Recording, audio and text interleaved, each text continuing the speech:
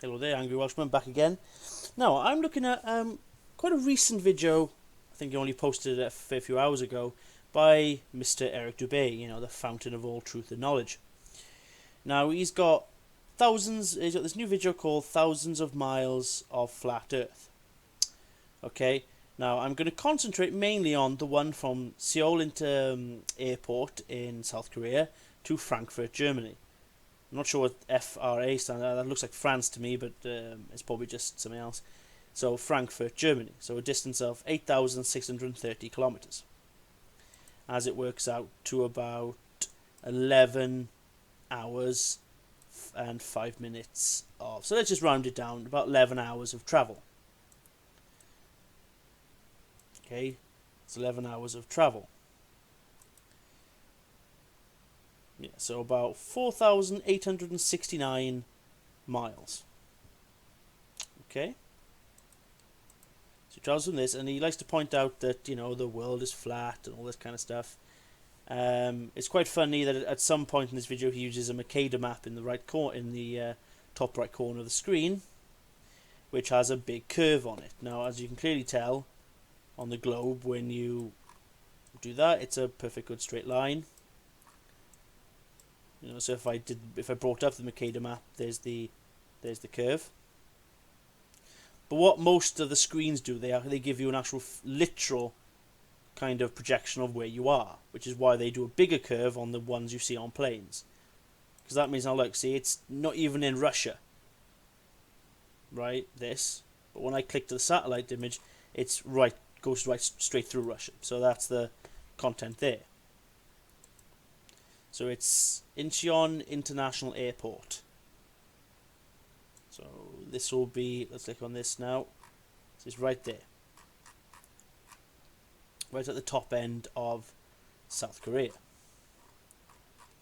Now I would like to point out that the runways all face pretty much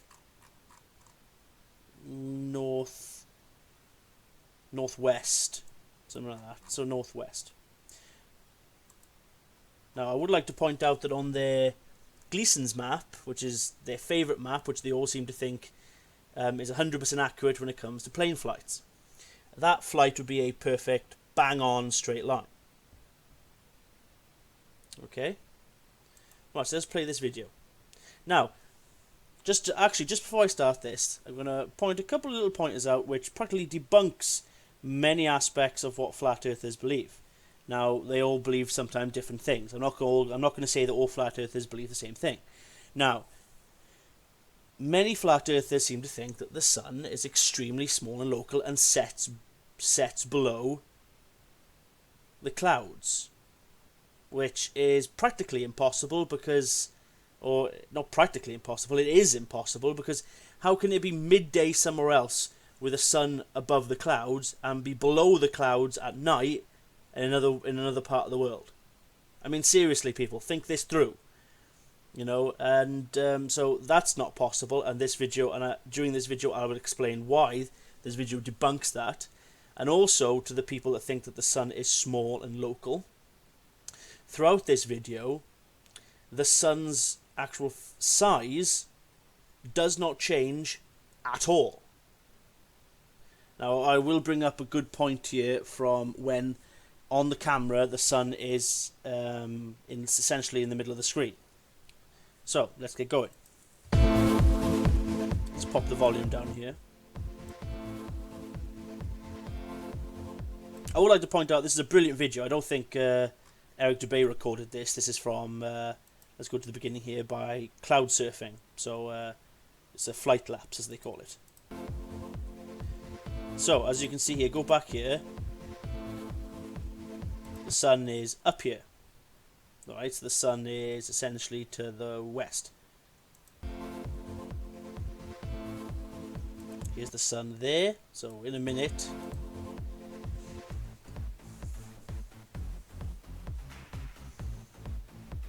there's the sun just directly above the corner to the left. Now, just remember, this is an 11-hour plane journey.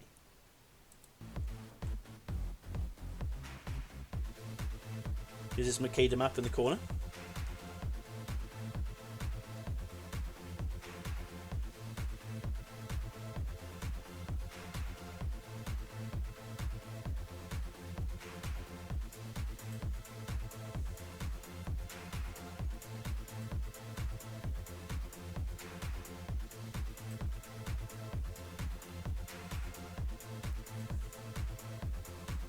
So now the plane is over Russia.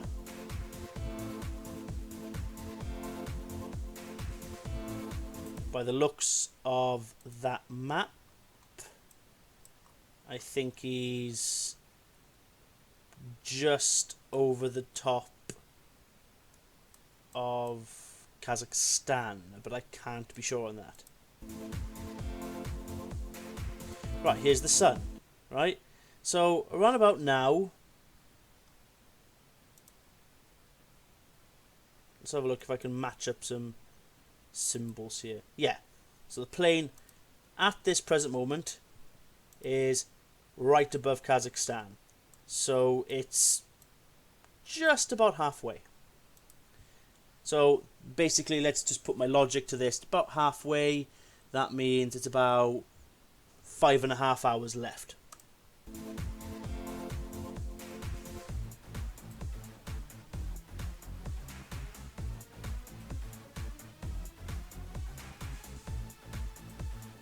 So look, for about 5.5 hours, the sun stays pretty much the same distance from the ground or from the horizon line. And I would like to point out the horizon line here is not at eye level. So whoop-de-fucking-do. You can stop saying that kind of shit. And the physical size of the sun, from when it appeared, let's say, way back as it was over Kazakhstan here, to when it's now reaching mainland Europe, hasn't changed at all. And look, here's heat spots, which so many fucking flat earthers claim that this proves that it's small and local. But as you can clearly tell, it's not there, is it? Now there are better examples of this later on. Sun's not moving at all. Now, here's some water, see? Here are heat spots, which are impossible on a globe apparently. But this would say that the sun is essentially just in front of the plane. That means the sun will be huge. The sun has not changed any sort of size at all. So look, so getting from certain position does not take long. So here's a sunspot there. Here's more.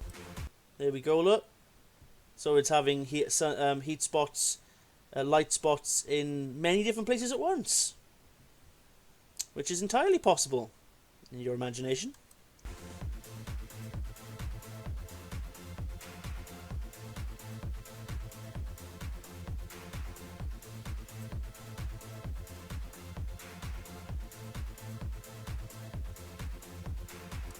Oh, and look, as it's passing through the clouds here, so through mist and water vapour, here's the sun halo, which they say proves that there's a dome. But no, as you can clearly tell, that's not a reflection. That's just the sunlight passing through thick clouds that with water vapour and haze, which causes that sun halo. Not the reflection of the dome. And you can practically tell here, that was almost a sundog. See if I can capture it at the right time. There we go, look, these little points of light here coming out the other end. That's essentially very similar to a sundog, which they say, as that guy pointed out by putting a flashlight onto a glass bowl, was supposed to be proof of a globe. But as you can clearly tell here, none of this is ever seen until it passes through the clouds.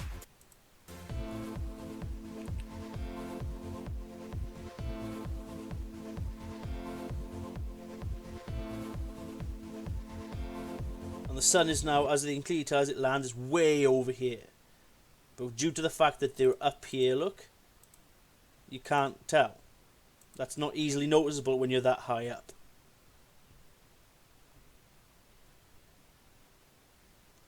So, I really don't know what to say. This video practically just pretty much debunks flat Earth in one foul swoop.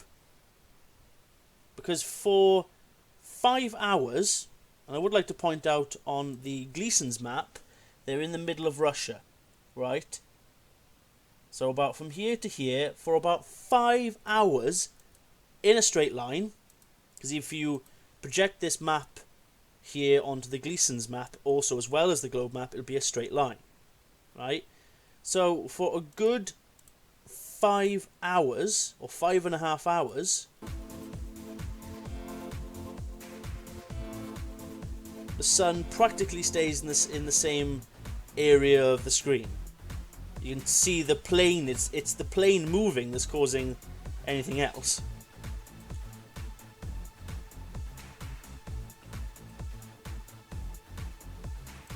See, look at these heat spots. As I say, the brightness above the clouds. This would indicate that the sun is very close, but it clearly is not. The sun's not getting any bigger.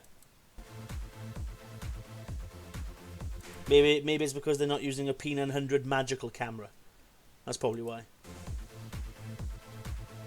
Sunspots, heat spots there again. Travel a bit further. Oh look, there's some more. But that's probably only a distance of, that's probably only about 10-15 minutes went by. From that late to that patch of water to this patch of water.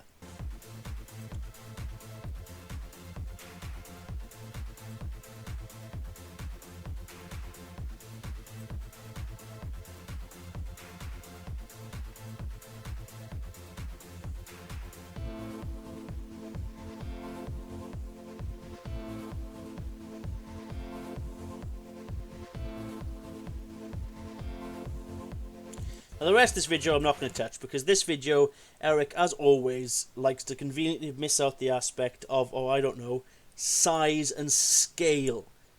If you would feel or notice any sort of discernible curve in any of these aspects, there's something wrong. I mean, your mind can't comprehend how big this fucking planet is, which is why you don't notice any discernible curve at biological beings of our size. How many times must that be said? I mean, like this video now proves again. For a full 11 hours, okay, this sun practically stays the same height above the clouds. Gets closer at some points because of different times of, because remember, this plane is not travelling at 1,000 miles an hour. It's travelling slower than the Earth spins. So eventually the sun will beat it towards the horizon.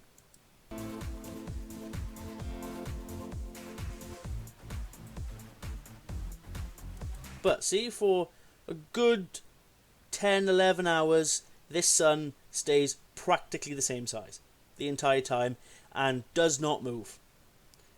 And oh look, so it's daytime here, right, as it keeps on travelling, so that must mean now in other parts of the world is nighttime. Okay, so in terms of the sun being close, now I've already mentioned this before, I'm sorry if I'm repeating myself, it is absolutely fucking impossible for the sun to be above the clouds in one part of the world and below it in other parts of the world. It's just not possible. On the flat Earth model and the globe, or whatever fucking one you want.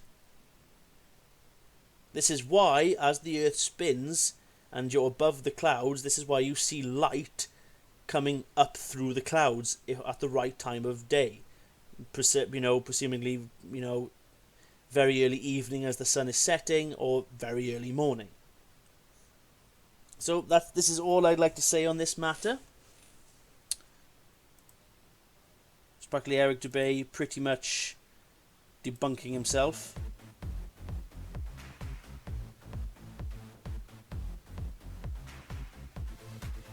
So again, let's just go back to that bit when he's above Kazakhstan. Right, the sun is here. And on the Gleason's map, it's a straight line. So that means from here to here, right, in the flight path of the plane from thing to Germany, the sun stays here. You know what I mean? It has to stay within physical sight from here for a good fucking 6 hours. Should be over here by now, shouldn't it? Should be. Or should have moved significantly by that point. But never mind, this is something that flat earthers will not ever dare to mention. So, that's me again. Please comment and subscribe. Leave me any messages as you comments as you like, good or bad. I'll try and reply. If I don't, well, you know, it's the only reasons why I don't reply to many because there's the same old fucking questions that have been answered a million times, or some questions are completely out of my league in terms of trying to answer them. Remember, I'm not a scientist. I'm not entirely thing on maths. I may basically just go through the observations. As you can clearly tell, nothing ever adds up on the flat earth and still won't. Now this video, at 100% fucking certainty, completely debunks the small and local sun aspect. Now to answer this question, oh look, there's my comment, ignore that. The sun doesn't look like it's millions of miles away, just saying. Well, just because it doesn't look like it doesn't mean it isn't. Because to me, this doesn't look like it's close either. But, you know, never mind. Okay, right. Thank you, Welshman. I'll be back again. See you next time.